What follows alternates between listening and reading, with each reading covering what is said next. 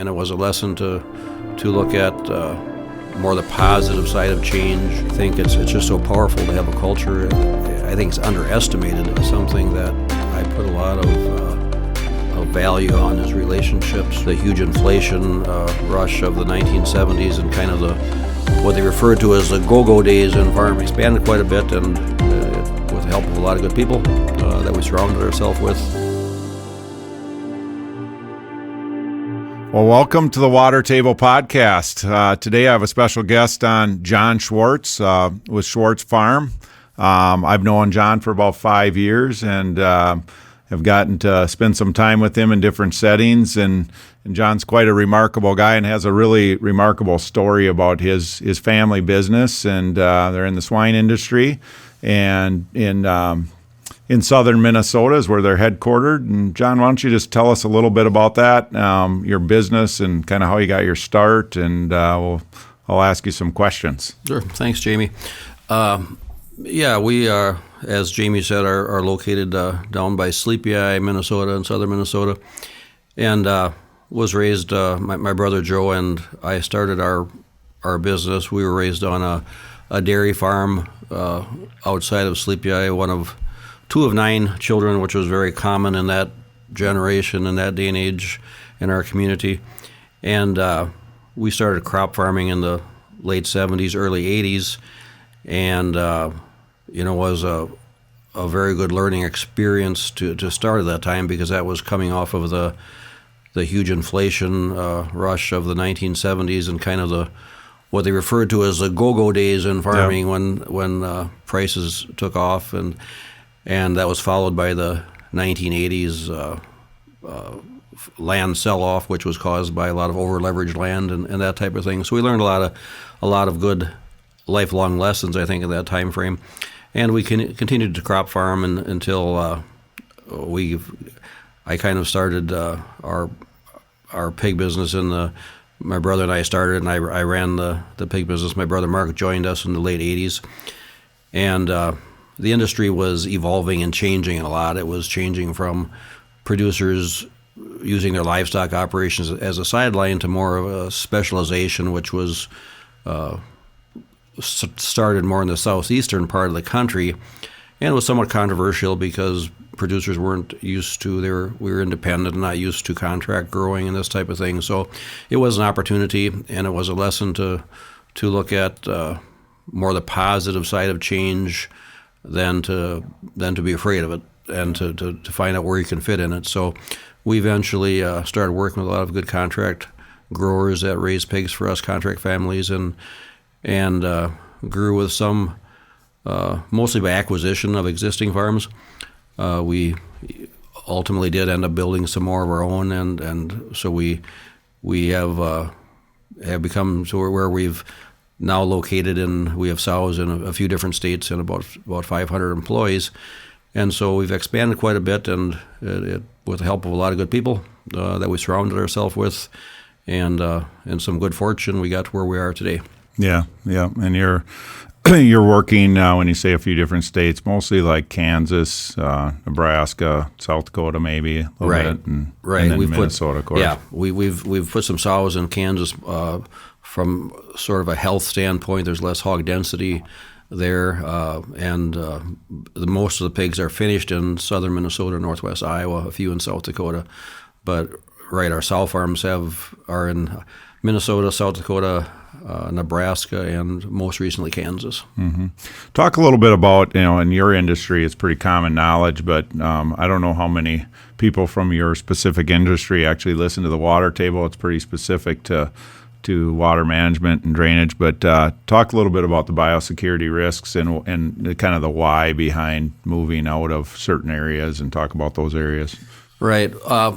There's pigs are quite susceptible to certain diseases, particularly one that's called the PRRS virus, PRRS. It stands for porcine respiratory and reproductive syndrome. And it's the type of virus that mutates, and it's hard to create a vaccine for it. There really is not a good vaccine for it. And it's most devastating to reproductive to sow farms. So for that reason, we've tried to move sows in more isolated areas, farther distance from other pigs. And so we do a lot of things for biosecurity. We filter farms, filter the air coming in, have real strict rules as far as tools coming in, people showering in and out and that type of thing. Nobody comes into a farm without taking a shower and wearing the clothes that are on the farm. So there's many a lot of biosecurity protocol that we use, and it helps. But there's still it's been a challenge.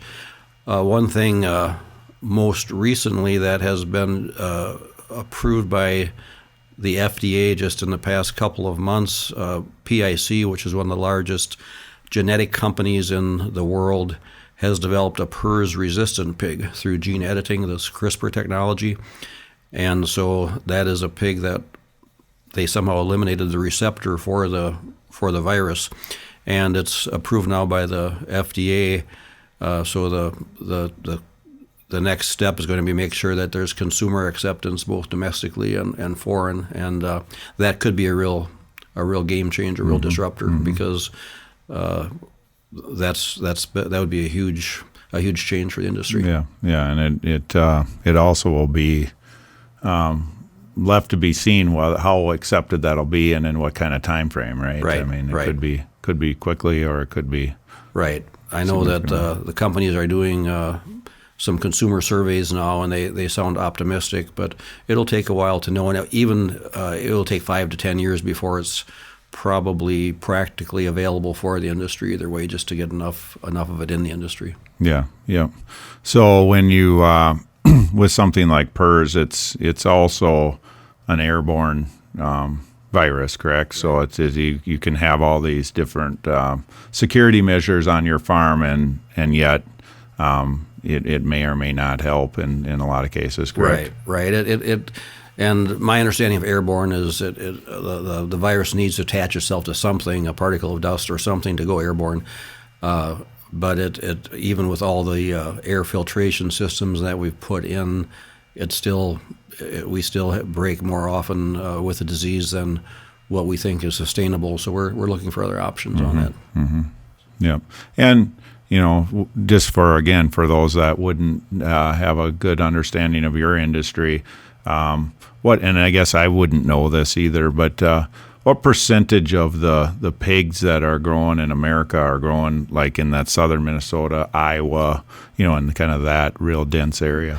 Yeah, I should know the exact answer, but the Midwest, Minnesota is the second largest pork producing state in the country after Iowa. Iowa is by far the largest. But my guess is if you drew a circle from southern Minnesota into Indiana and down into Missouri and Nebraska and South Dakota, that would probably encompass 80+%, 80 of what's raised. North Carolina is still, they're the third largest hog producing state or pork producing state, but it's not a very ideal part of the world to raise pigs. They started there and specialized, but they don't have many advantages from a climate and feed price standpoint. They just there are some innovators that specialized in pork production back then, but it's not growing. I think it might even be shrinking somewhat there. Yeah, I can't remember which congressional district you're in. I know you're right on the border, but are you in 7 or Michelle Fishbox? Yeah, Yep. So you're in 7. Yep. And so some of these are a little bit old statistics, but maybe 5-6 years ago, reading some of this, it's pretty interesting. I don't think people in the country really recognize when you say we're Minnesota's second largest pork producer.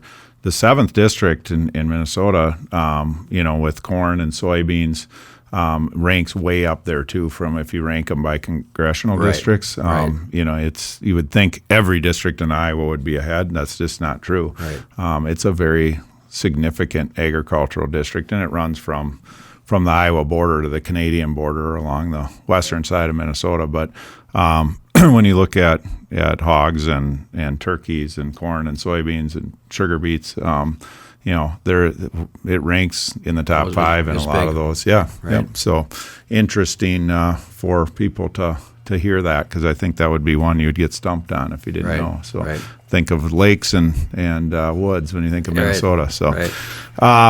in your career, it's been like you say, from really remarkable when you think about it, from starting when you're a younger guy in 1980 or 1979, and where we're at today to have 500 employees, and the journey that was, and in your industry, I've come to learn there's a lot of ups and downs. It's pretty cyclical, and so you weathered a lot of storms too. I heard you say a few years ago, things are going pretty good in your industry right now, but a few years ago it wasn't so good, and I heard you quote, when you're walking through hell, just keep walking. And I've learned a lot of those little one-liners from you that I enjoy repeating. But I think, what I wanted to really talk about, because a lot of our listeners are business owners that own their own water management business in agriculture, and they have a few employees, and they're thinking about, how do I make my business better? And one of the things that's always been impressed on me is the culture of Schwartz Farms, and how that kind of starts with you and your brother, and just how you started your business to be successful, but probably didn't imagine it getting to where it is today, and you have tons of opportunity in front of you still today. So let's just talk about that. And how do you think about culture, first of all, just in general, and why is it important? Well, I think it's really important, or the most important thing in a business, because we all, in my own position and others like myself, aren't necessarily good at a lot of things. We need to. We may have some vision and some good foresight on entrepreneurially, this type of thing, but we need a team of people team members to buy into what you're doing, and to do what you're not good at. And I think I personally have always felt that there's many strengths I don't have, but one strength I probably have had is knowing who to surround myself with. Mm-hmm. And I'm not a great detail person, and I wouldn't, as far as titles and companies of CEO and this type of thing, I've been very honest. I wouldn't be a good candidate for a CEO for any other company. I'd have to have my own company to do that, because there's many things I wouldn't be qualified to do from a standpoint of some of the details. And I think that if you treat your people right, they'll go to great lengths for you to make your company successful. And you have to make sure you treat them in a way that they know and you appreciate what they're doing. And in a family business, I think it's so important. I've really stressed to our next generation that the having the empathy and the humility to realize that we may have some good fortune, or made some good decisions in our business that have helped us to get to where we are, but that really doesn't make us better than anybody else. We're just fortunate in the way that we have surrounded ourselves with good people, and we want to keep on supporting those people. And I think that's what it's really all about, is having the empathy to understand what your team members and employees and independent contractors go through, and support them. And in turn, I think it'll create a culture. And it's more difficult as you grow. That's one thing I've been concerned about, and I'm obviously getting somewhat to the twilight of my career of being making a lot of the decisions. And I've really emphasized to the next generation that it's important to you can't practically get to all these people all the time, but if you treat the people and in the org chart in the way that you would hope to, hopefully that will pass down to through the company. And I think so far we've done a good job of that. And I think it's just so powerful to have a culture. I think it's underestimated how much good that will do for a company compared to some other areas of strategies and efficiencies.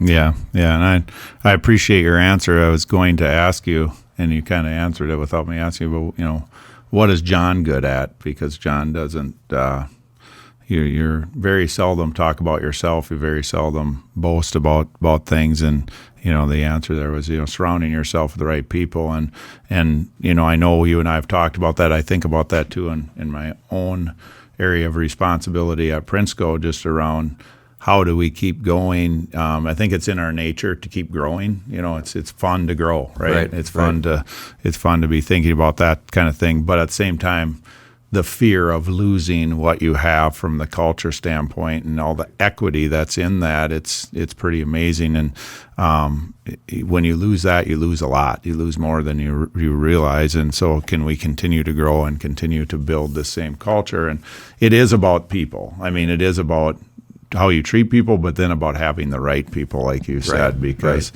without you do get to where you can't touch everybody. Your point there earlier, and you need those others to do that. I hope some of your employees listen to this podcast and hear me say too how,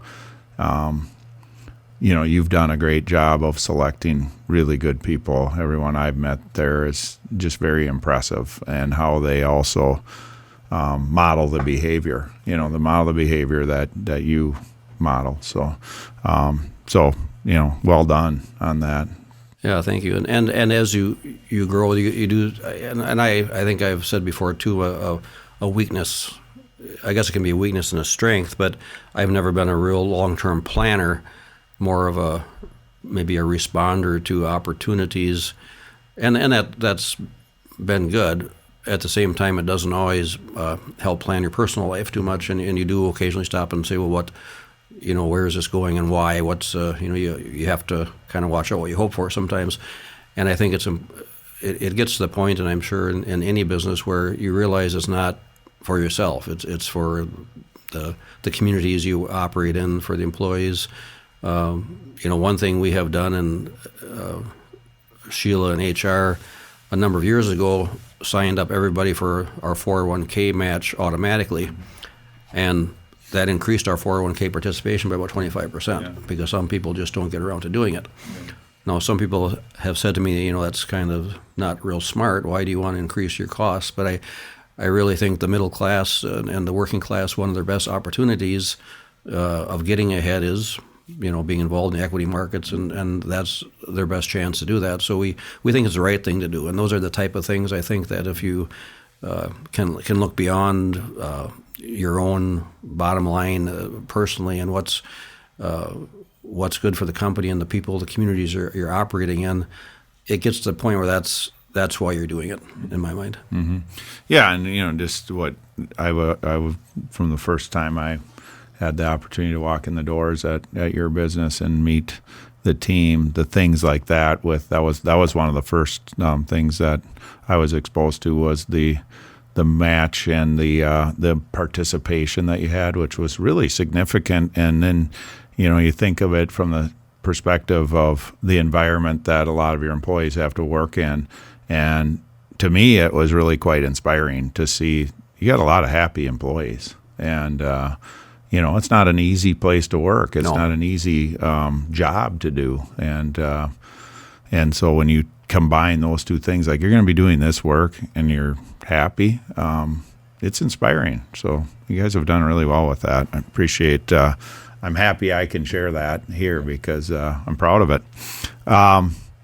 When you talk about Schwartz Farms, and you're in a small community, and you grew up in Sleepy Eye, what is it, 5,000-6,000 people?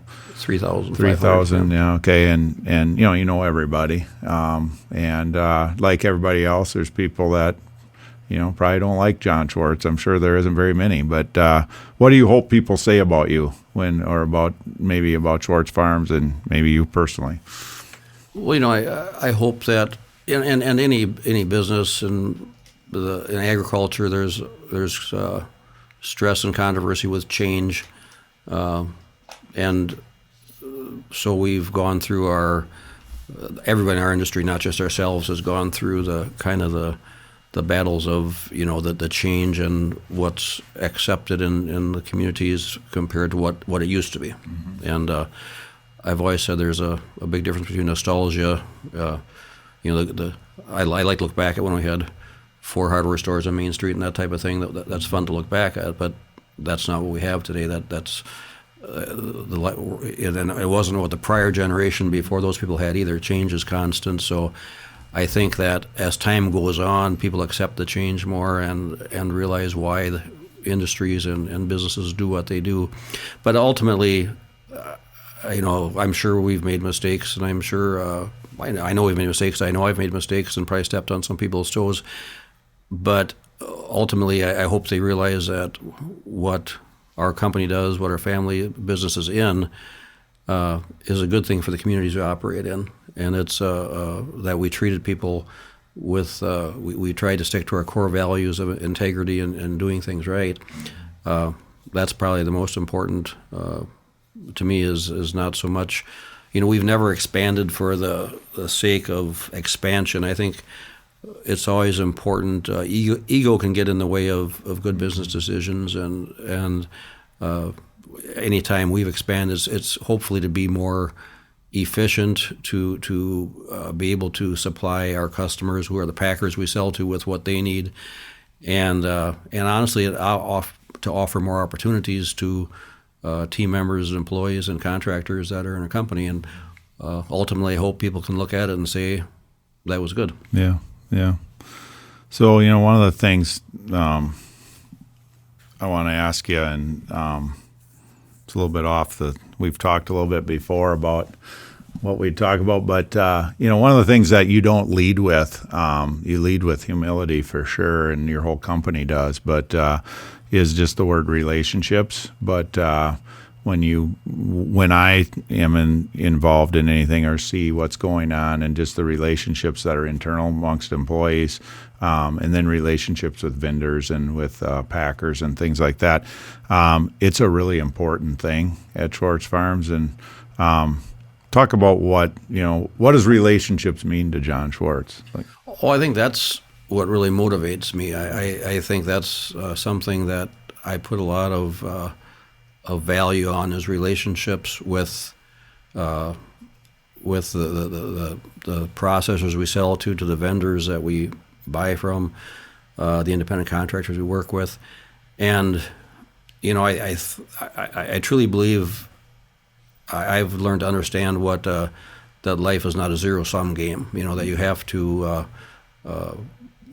for example, a lot of our feed in our industry, it feeds our biggest cost of production, and we mill about 30% of our own feed now. The rest is still, we work with mostly cooperatives that have feed mills that procure the corn and what we call toll milling. They custom grind mix to our specifications. And those have been relationships that have gone on for years, and mostly just handshake relationships. There haven't been contracts signed, and we know we need to be competitive, but we hope that these people like to see us coming in the door, that it's not, you can be competitive, I think, and with your pricing, and yet develop good long-term relationships. And it's important to know, the processors we deal with, most of everything's relative when it comes to size, and we are a rounding error compared to most of the processors that we sell to. And yet I think we've been able to develop good relationships by sticking to our agreements. If we sign an agreement with them, they aren't always on our side. I mean, sometimes we've been in agreements that were outdated from the time we started them, and the pricing didn't reflect what was probably the most equitable for our side of the industry. We stuck to the agreements, and I think that's to be able to. And what I've learned about, when you mentioned earlier about humility, I used to get confused about that. My wife's a master at keeping people humble, almost to a fault. She's so good at it, But I used to get confused. It meant like you're downtrodden or something. But I think what it really means is that everybody's the same. Okay, so this executive at XYZ Worldwide Corporation, he's in a higher level position than I am. But really, myself and him, and maybe even the homeless person, we're all kind of the same, right? We have different breaks and that type of thing. And I think if you understand that, it puts you all on the same level, and that really helps you know how to deal with people and to feel confident dealing with people no matter what level they're at. Yeah. Yeah, no, I appreciate that. And when I just asked that because it's just very prevalent in you and in your family. How I've been able and been privileged to meet your children and your nephews, and it just exudes from you guys. And I think that behavior was probably modeled to you before from your parents. And go back a little bit. I should have probably stayed on this when we were talking about your history a little bit, but growing up with 9 siblings or 8 siblings in you, and I was not aware of it, you having a dairy farm. But when did the dairy farm close, or when did you guys stop milking? Dad sold the dairy farm, the cows, I believe, in 1984. And that kind of coincided with when the last sons left, went off to college, and but dairy has changed dramatically. Yeah. There were almost every farm in our neighborhood had dairy cows, and that changed. But so that was it was a fun upbringing. It was good. It was just a different time than today. But 1984, I believe, is when we. Where did you line up in the? I was number 4. We had one older brother that passed away young from cancer, so I was number 3 of the remaining children. But there was about a 22-year age spread from oldest to youngest, I believe. So. I got to treat you. I was just thinking as you're talking here, I got to treat you well on here, because you know who I really need to interview on here is your mother. Yeah, you should do that. Yeah. Well, we'll see if we can get that done. 96, and you're just to change gears a little bit. Your industry is important to us too. The livestock industry depends on obviously the corn growing industry tremendously, and that's become. I don't think the world always realizes how tight the supplies can really be. We raise a 14 billion or 15 billion bushel crop, whatever the record is, and the crop gets bigger every year. But what we refer to as a stocks to use ratio with the biofuels industry, and the corn sweetener industry and the livestock feed industry and the exports, it can be it can get to be a fight for corn certain years, and so we rely on corn as a high percentage of our costs, and of course the more consistency with drainage in the fields, and we purchase the vast majority of the corn that we feed. We raise some corn, but it's a small percent of what we feed. So we're always trying to hedge risk off with the futures and this type of thing. But when it comes to basis, it's hard. You can't do much about basis, and if you don't have a corn supply in your area, in the area of your feed mills, it gets to be tough. So. It's really not in this industry. We're all dependent on other segments of the industry, and so that's a big deal. And drainage, along with everything else that's changed, the genetics and everything else, is hopefully making that more consistent than it used to be. Yeah, growing more bushels. And I, as you were talking earlier, just about local area and relationships, I was kind of connecting the same thing. And I think what really drives me about being passionate about the drainage industry is, I think, the same thing that drives you around the impact you can have in rural America. And you probably can have the same impact, but it's much easier to see in rural America. And I like to say in the water management business, we sell a product that gets installed in a field that grows more bushels to feed the world. When growing more bushels, it means the farmer puts more money in his pocket. When he puts more money in his pocket, farmers hate to say this, but they do have to pay taxes. When they pay taxes, then that goes to good things. Not everything's great, but it does go to, building infrastructure, roads, and local communities, school referendums. You can build churches and hospitals and all that, and in rural America. And it's, man, if you can be part of that chain, and being part of that, it's very rewarding. And with, the impact that you guys can have by the amount of feed you buy and the different co-ops you work with, and think of all the employees that are affected by that in a positive way, and get a paycheck and can raise a family and can meet some of their dreams. So it's pretty satisfying and rewarding. And the other thing that's changed, Jamie, in the past 20, 30 years has been the value added locally with the corn crop. I mean, when I started farming, really the only market, the major market, was trains, shuttle trains for export or to send it to the southeast or to the big feedlots down south. And now the grain merchandisers are shipping far less trains than they used to because the majority is used locally between livestock and biofuels and this type of thing. So that's you don't always see that, but the basis of corn has tightened a lot in the past 20 years for that reason. It used to be a big between the Mississippi River and our location was a huge discount because it was either barges or train. So that's positive for rural America also. Yeah, for sure. So, one thing, I'd hate to say it, but you said it earlier, as you're getting kind of the twilight of your career. And so I wouldn't mention that unless you did, but you did. And, from outsider looking in, you got a very capable management team and, a highly engaged ownership of the next generation that you got a lot of them, and they're all wanting to continue the legacy, which is really exciting and neat.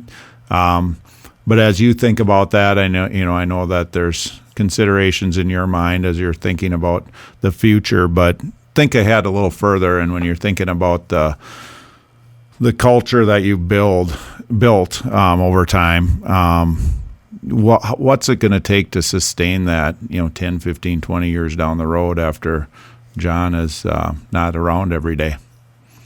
Well, I think it could be earlier than that, Jamie, even. Yeah. But I think the culture. But it will sustain itself for a while, right, anyway, right? Right. And the culture should be able to be sustained. You can adapt to changes in the world, and there's so many changes coming that we talk about or hear about artificial intelligence and different things that will change how we do business and where employees are, how they're employed, what jobs it might replace, and different things.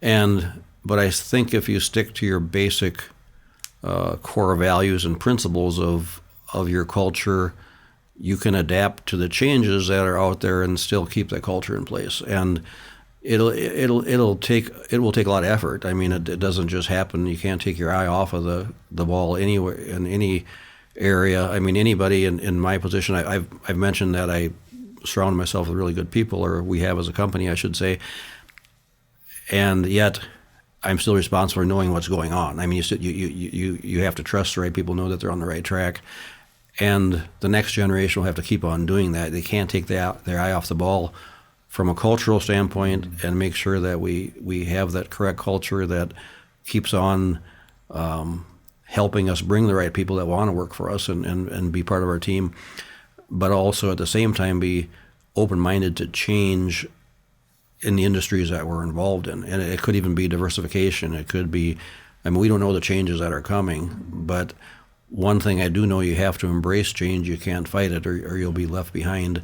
No matter how good your culture is, you still have to be able to be adaptable to all the changes that are out there. Yeah. And so, the next generation will have their share of challenges. There won't be any less than what we have, that's for sure. But I think they're up for it. I mean, we got a great team, and I think they're excited about moving forward, and I'm excited to see them do it. Yeah.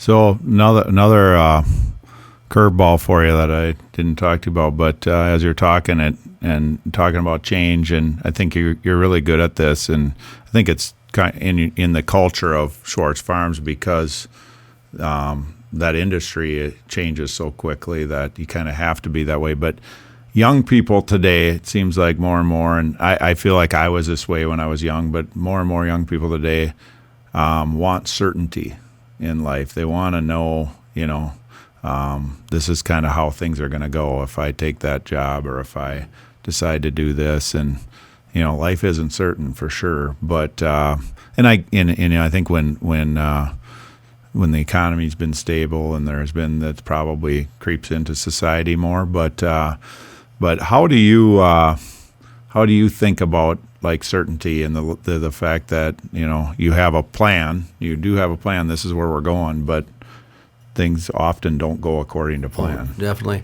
If young people are on certainty, and you're correct, I think in a lot of cases they do, but they would be in the wrong business in our business because it's extremely volatile. I mean, since the years we've worked together, you've seen the swings and the changes, and that's why it takes in our industry, lenders and the whole team has to understand the cyclical nature of the business and not predictable cyclical nature. I mean, it can change in a hurry, and so I think I think those, that's one thing experience does for you. It makes you realize that it is cyclical, and when everybody thinks it'll never come back again, it will. I mean, and so I think I believe the young people in our organization understand that it's a matter of when times are bad.